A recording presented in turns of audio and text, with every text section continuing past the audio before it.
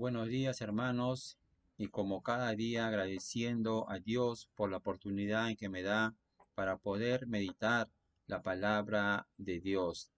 Desde el martes pasado hemos empezado en la meditación en el libro de Primera de Timoteo, capítulo 1, y antes de todo vamos a orar agradeciendo a Dios por darnos esa oportunidad de poder estudiar su palabra y también para agradecer por su iglesia, por el cuidado que Dios da a su iglesia, esperando en que mis hermanos y mis hermanas en Cristo Jesús estén bien.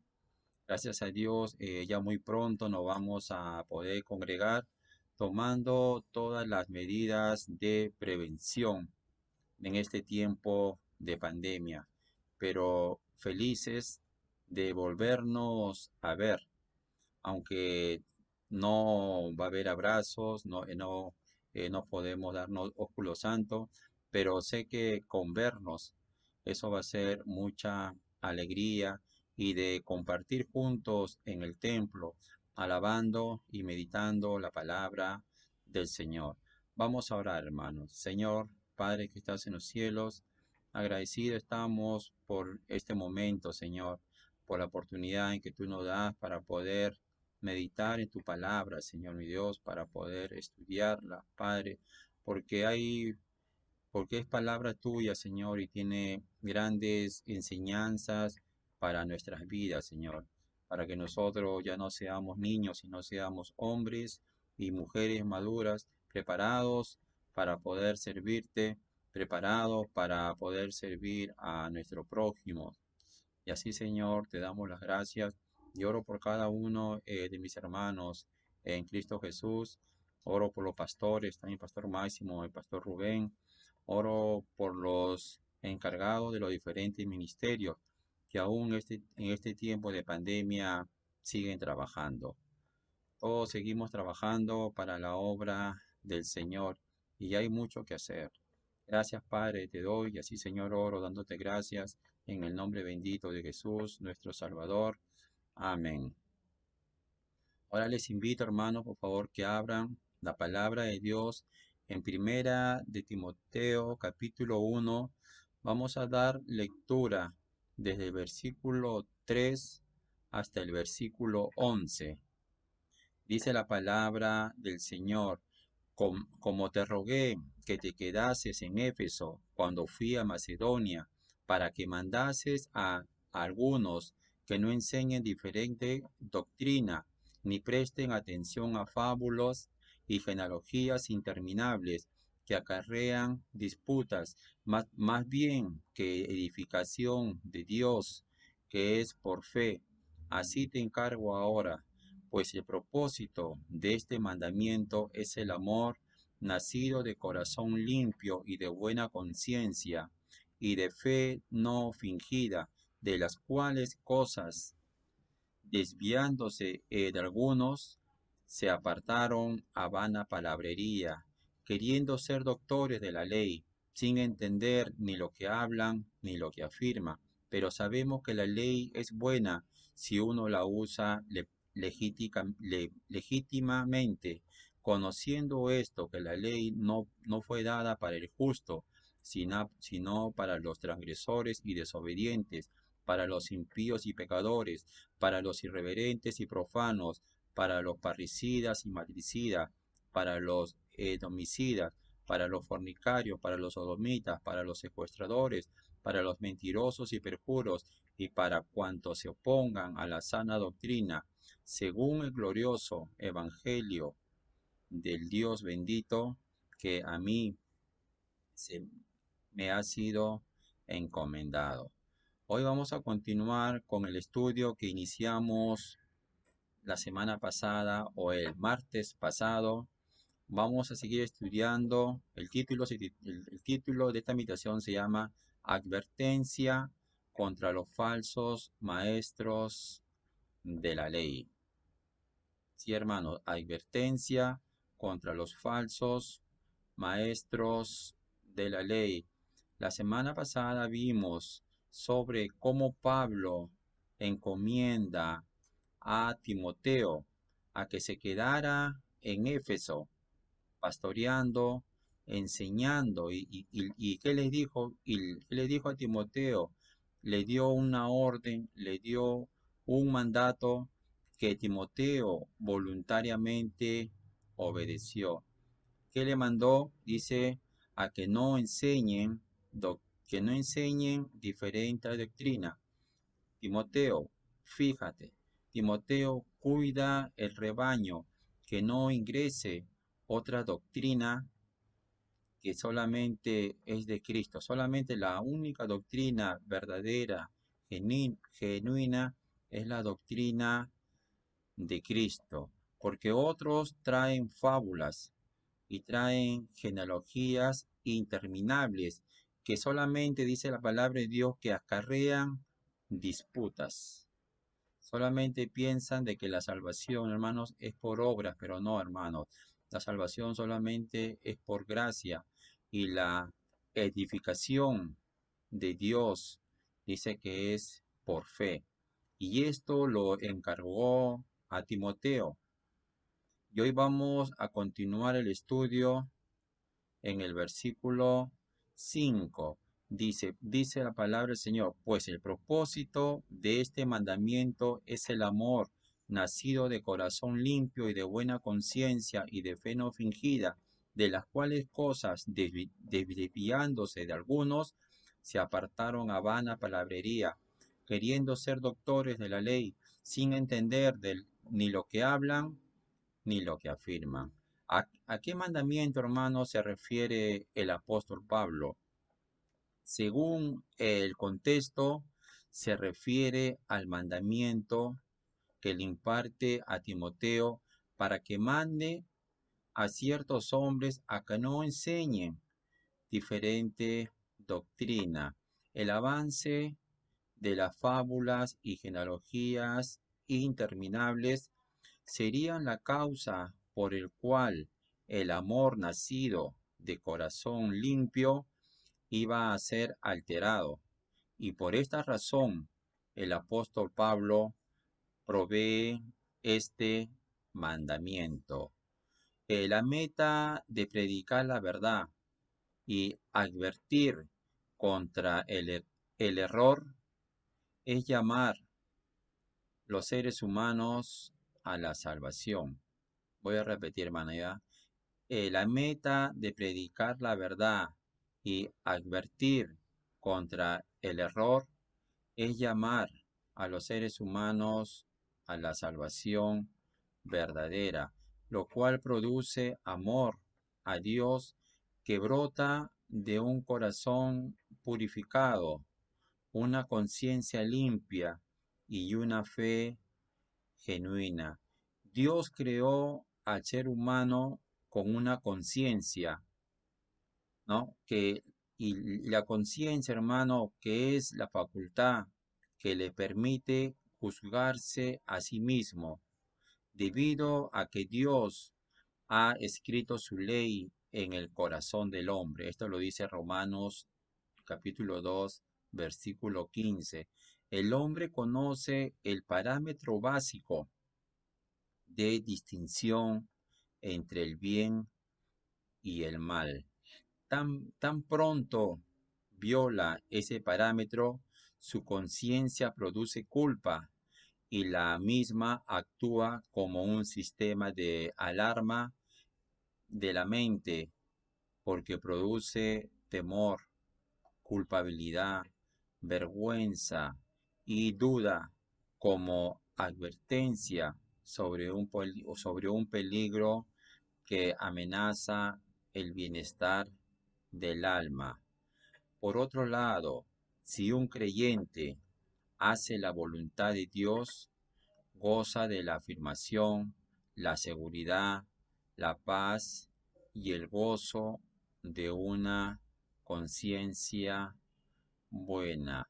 Aquí Pablo habla por qué el propósito de este mandamiento, por qué yo te encomiendo a ti, Timoteo, por qué yo te encomiendo que este amor nacido de corazón limpio y de buena conciencia y de la fe no fingida cambie.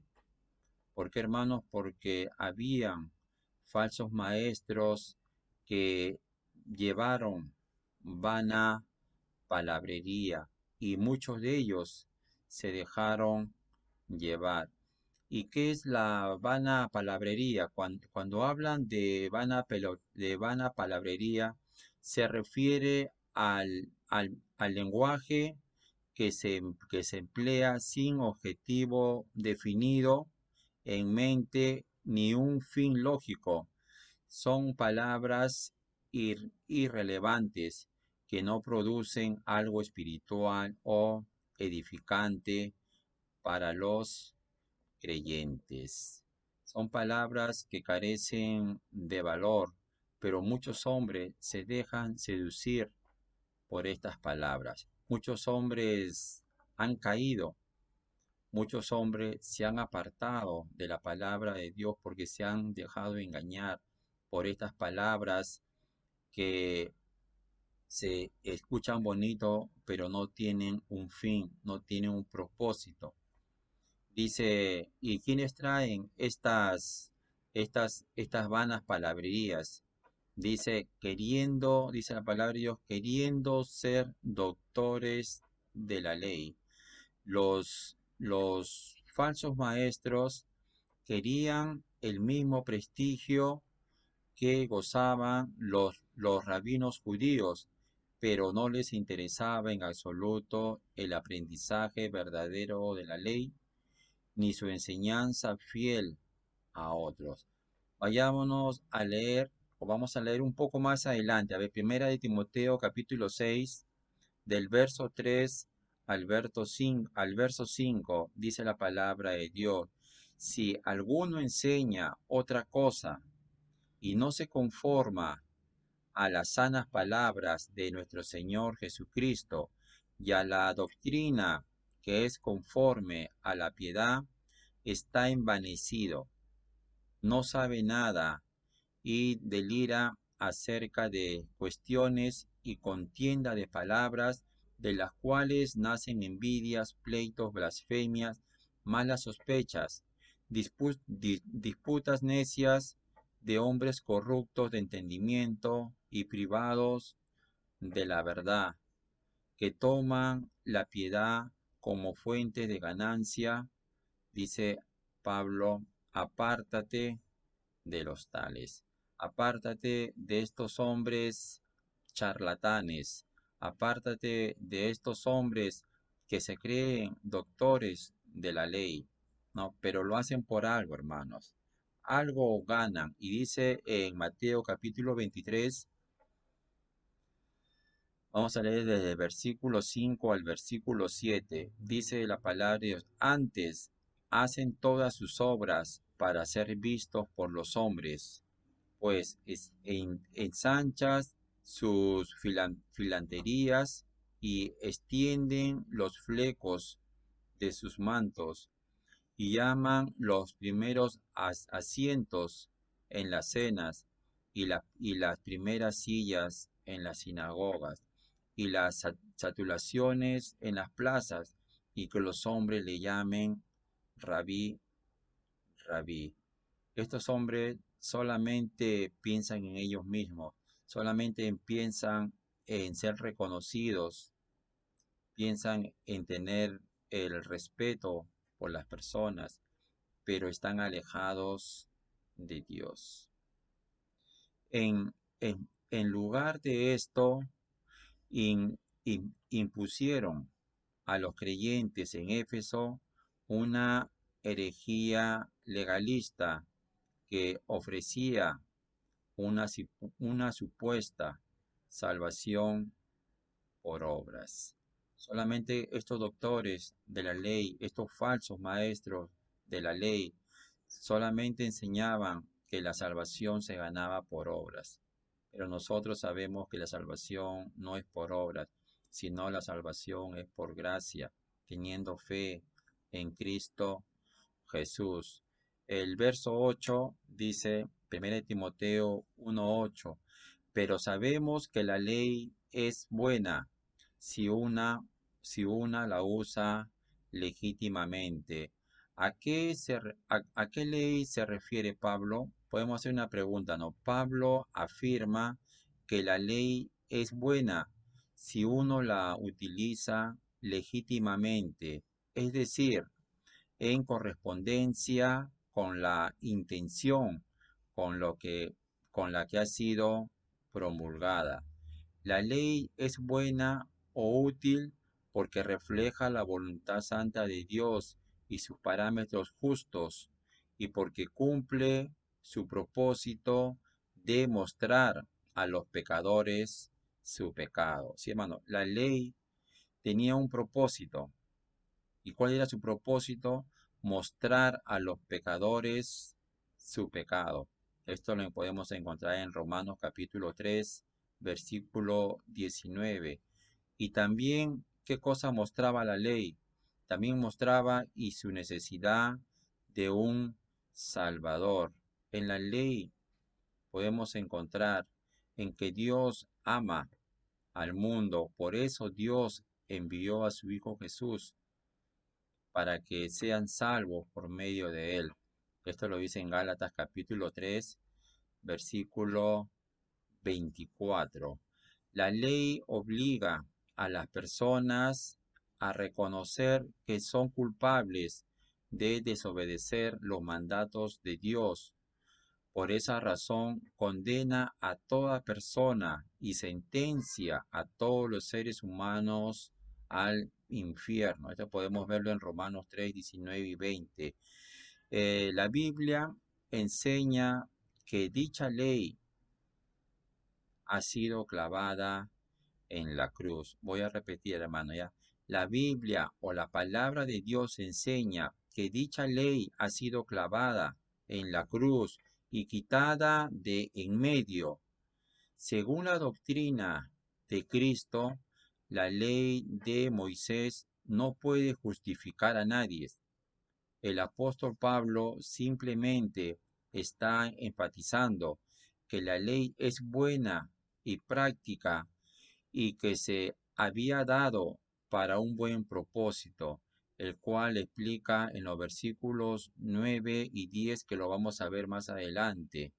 Dice que este mandamiento es bueno si uno lo usa, dice, legítimamente. Esto implica que los que se habían apartado no estaban utilizando la ley de una manera en armonía con lo que Dios había establecido, ¿no? La ley, nosotros sabemos de que tuvo un propósito, hermanos, mostrar el pecado al hombre, mostrar que el hombre necesita de Dios, mostrar que el hombre necesita de Cristo, necesita de un Salvador y que por obras nadie puede ser justo. Solamente uno puede ser justificado por medio de Cristo, que Él es nuestro mediador entre Dios y los hombres. Vamos a leer el verso 9 y el verso 10. Conociendo esto, dice el versículo 9, que la ley no fue dada para el justo, sino para los transgresores y desobedientes, para los impíos y pecadores, para los irreverentes y profanos, para los parricidas y matricidas, para los homicidas, para los fornicarios, para los sodomitas, para los secuestradores, para los mentirosos y perjuros, y para cuanto se oponga a la sana doctrina. Los falsos maestros en Éfeso trataban de inculcar en los hermanos sus nociones diferentes referentes a la ley de Moisés como cosas importantes y necesarias. Todavía querían que la iglesia pueda cumplir la ley. y que enseñaban que eran muy importantes y necesarias, pero el cristiano hecho justo en Cristo estaba perfecto y completo, como lo dice Colosenses 2:10. La ley de Moisés nunca fue puesta para la iglesia, sino para el judío, hasta que viniera el Cristo y el Evangelio o la fe, ¿no? Esto lo podemos encontrar, ¿no? La fe de él en Gálatas capítulo 3, del versículo 19 al 29. Esa ley condenaba al judío en sus pecados que había cometido, haciéndole ver la necesidad de la redención en Cristo. La ley, pues, fue impuesta para los pecadores, así que el cristiano justificado por Cristo no, no, no le faltaban las fábulas u otras cosas relacionadas con la ley de Moisés, según las promovían los falsos maestros en Éfeso. La ley de Moisés sí condena a los que practican las cosas que ahora Pablo menciona, pero no condena al cristiano. La ley no es para los que viven conforme a la voluntad de Dios. La ley se ha entregado para los que violan la voluntad de Dios. En este contexto, el apóstol Pablo menciona que la ley fue dada a quien dice a los pecadores, a los que no son justos, y comienza a enumerar una serie de, de palabras que violan la voluntad de Dios. Uno dice para los transgresores, ¿no? La palabra de Dios dice, conociendo esto, que la ley no fue dada para el justo, sino para quien dice, para los transgresores. Indica que viven como que si no hubiese ley o viven fuera de la ley. A aquellos que conocen la ley de lo que es bueno y malo, pero que la quebrantan deliberadamente y con ojos abiertos. Entonces la ley fue dado, dice, para los transgresores. También fue dado, dice, para los desobedientes. Denota uno que no se sujeta, independiente, insubordinado, indisciplinado y rebelde. Eso es lo que es un desobediente. También dice para los impíos, denota uno que es uno que es destituido de la reverencia hacia Dios. Denota uno que condena a Dios, ¿no? Denota también a un malvado e irreverente. Otro más dice que también que la ley fue dada para los pecadores. Denota de una persona que está devota al pecado, a hacer lo malo. Dice también que la ley fue dada para los irreverentes, ¿no? Denota a una persona no santa, a una persona malvada. También fue dada la ley para los profanos, denota el ser profano, el ser impío. También dice, esta ley fue dada para los parricidas, ¿no? Esto nos habla de uno que mata a su padre. También fue dado esta ley para los matricidas, a los que matan a su madre. Para los homicidas, denota uno que asesina o que le quita la vida a otro ser humano. La ley fue dada para los fornicarios, ¿no? Esto denota una persona que prostituye su cuerpo a alguien más por dinero, un hombre que se prostituye, uno que se envuelve con actividades sexuales prohibidas. La ley fue dada también dice para los sodomitas, denota uno que se acuesta con un hombre como si fuese mujer, en otras palabras, un homosexual. También la ley fue dada para los secuestradores.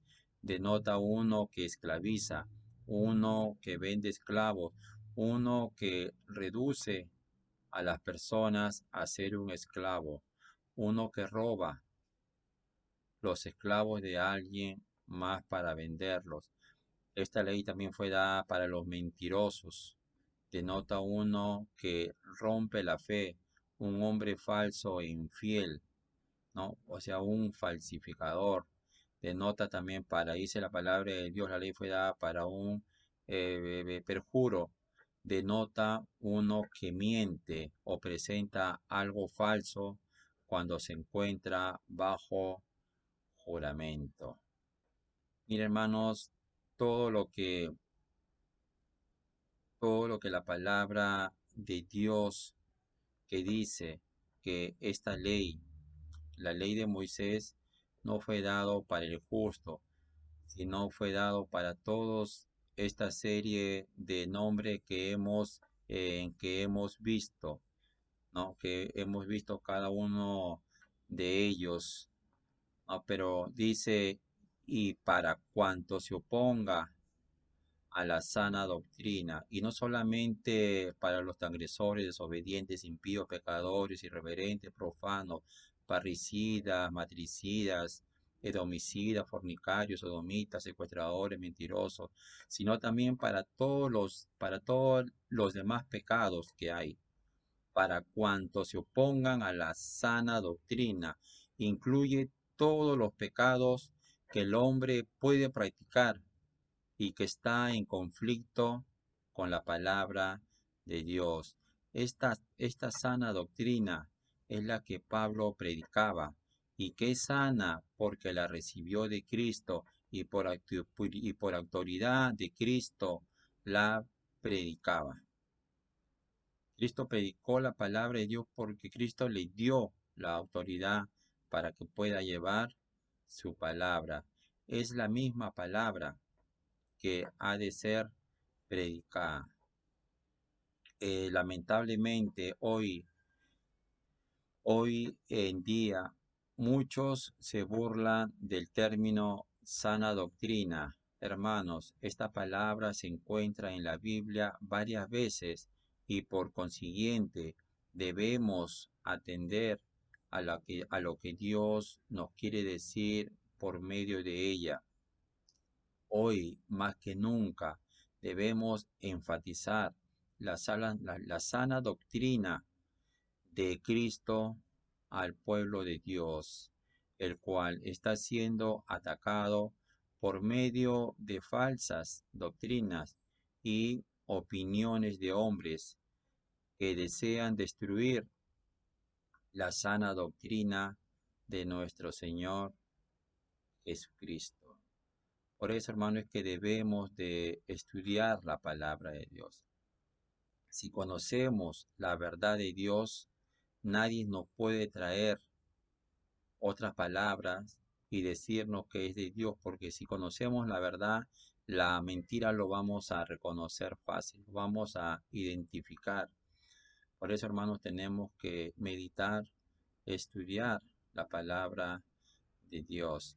El verso 11 dice, según el glorioso evangelio del Dios bendito que a mí me ha sido encomendada. Esto es lo que Pablo dice en el versículo 11. Según el glorioso evangelio de Dios bendito que a mí me ha sido encomendada.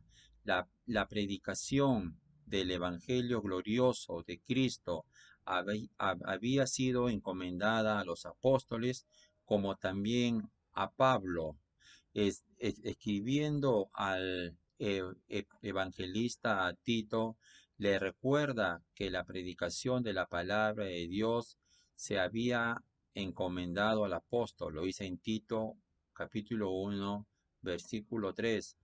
Todos los que predican el evangelio de Cristo deben siempre tener en cuenta que la palabra se nos ha encomendado en nuestras manos y por consiguiente debemos de predicarla a tiempo y fuera de tiempo, como lo dice según de Timoteo 4:2, como lo dice Romanos, ¿no? Capítulo 1, del versículo 14 al 16. Esta palabra que predicamos debemos presentarla en fidelidad. Debemos presentarla en amor. Esta palabra que predicamos debemos de presentarla con denuedo y convicción, manejándola con precisión y completamente, ¿no? Debemos de trazar bien la palabra de Dios. ¿Por qué se le describe como glorioso evangelio? El evangelio, hermanos, revela la gloria de Dios, es decir, las perfecciones de su persona o sus atributos que incluyen su santidad. Sí, hermanos, santidad es aborrecimiento del pecado. Dios aborrece al pecado. ¿Qué más nos habla la palabra de Dios? De su justicia, ¿no? Y su gracia. Esos atributos particulares son definitivos para cualquier presentación eficaz de la cruz. Primero elige su santidad. Ahí vamos a ver que Dios aborrece el pecado.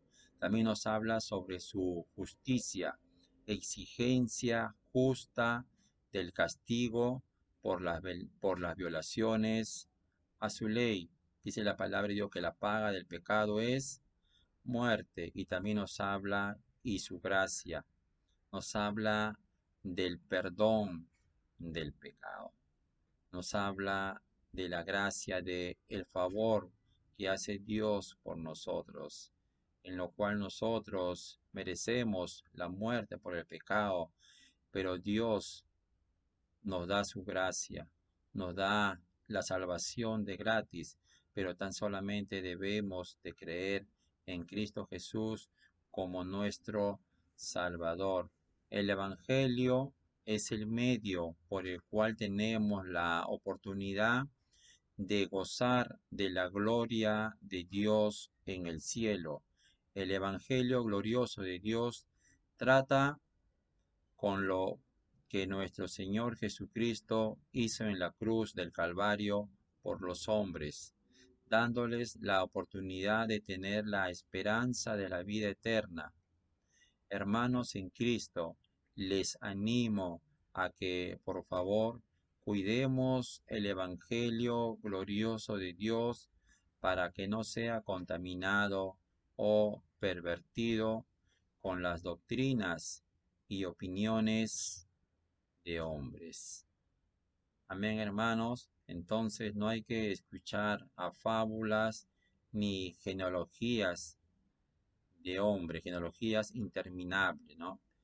Porque aquí Pablo encomienda a Timoteo este mandato que da a Timoteo es para que el amor nacido de corazón limpio y de buena conciencia y de fe no fingida, no sea contaminada, para que este amor genuino no sea dañado, porque la palabra de Dios dice que muchos hombres, muchas mujeres han caído por esto. De aquí Timoteo, aquí Pablo advierte a Timoteo para que tenga cuidado. Y hoy mismo y hoy en día también nosotros debemos de tener cuidado, ¿no? De dañar el glorioso evangelio de Dios. Gracias, hermanos, por su tiempo. Que Dios nos bendiga a cada uno de nosotros. Que Dios bendiga al Perú y que Dios cuide de nosotros. Muchísimas gracias, hermanos.